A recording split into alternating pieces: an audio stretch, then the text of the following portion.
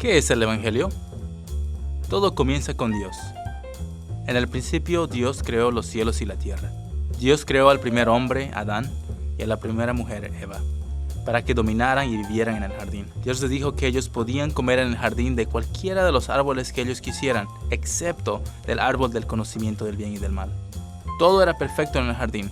Ellos tenían una perfecta relación con la tierra, con ellos mismos y con Dios, hasta que decidieron rebelarse contra Dios y comer del árbol del conocimiento del bien y del mal, y esta desobediencia los separó a ellos y a Dios. El hombre siempre ha tratado de llenar esta separación a su propia manera y con sus propias fuerzas, ya sea intentando subir una escalera de moralidad para con Dios, o como el ejemplo en el Antiguo Testamento cuando la gente construyó una torre para intentar alcanzar a Dios por sí solos. Un ejemplo más contemporáneo pasó en 1961, cuando los rusos fueron los primeros en mandar a un hombre al espacio. Después de volver, el cosmonauta ruso dijo: "Hemos estado en el espacio y no encontramos a Dios, ni vimos el cielo". C.S. Lewis, un profesor y autor conocido, le respondió al cosmonauta ruso y le dijo que buscar a Dios en el espacio es como si Hamlet buscara por Shakespeare en el ático de su casa. Hamlet era un personaje en las obras de teatro de Shakespeare.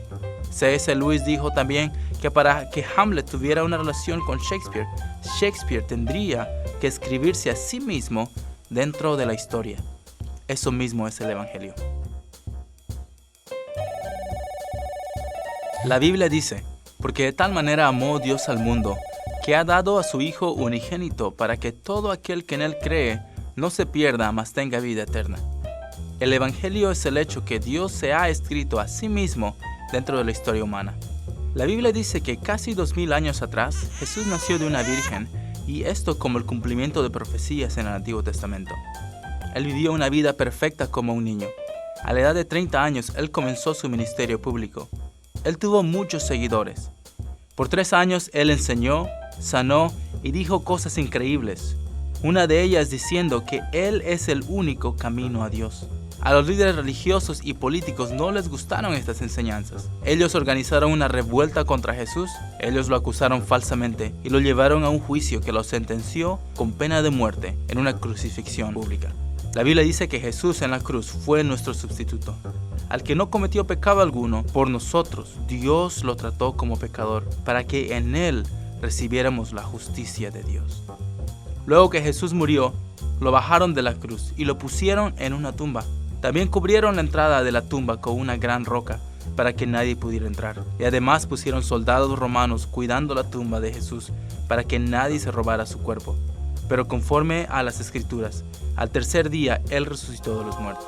Luego de haber sido visto por muchos testigos oculares y haber dado instrucciones a sus seguidores, Jesús ascendió a los cielos y ahora está sentado a la mano derecha de Dios el Padre, y es nuestro abogado entre nosotros y el Padre.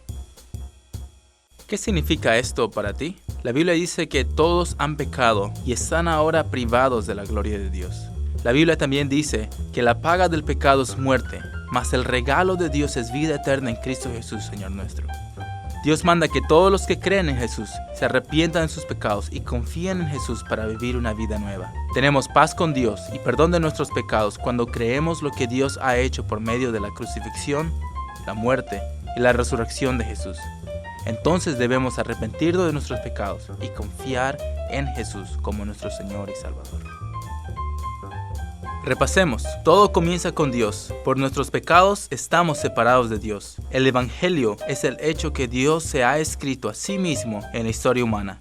Jesús murió en nuestro lugar y por nuestros pecados, y al tercer día resucitó de los muertos. Cuando creemos en Jesús, nos arrepentimos de nuestros pecados y confiamos en Jesús por una vida nueva. Entonces tenemos paz con Dios y el perdón de nuestros pecados. Esto es el Evangelio.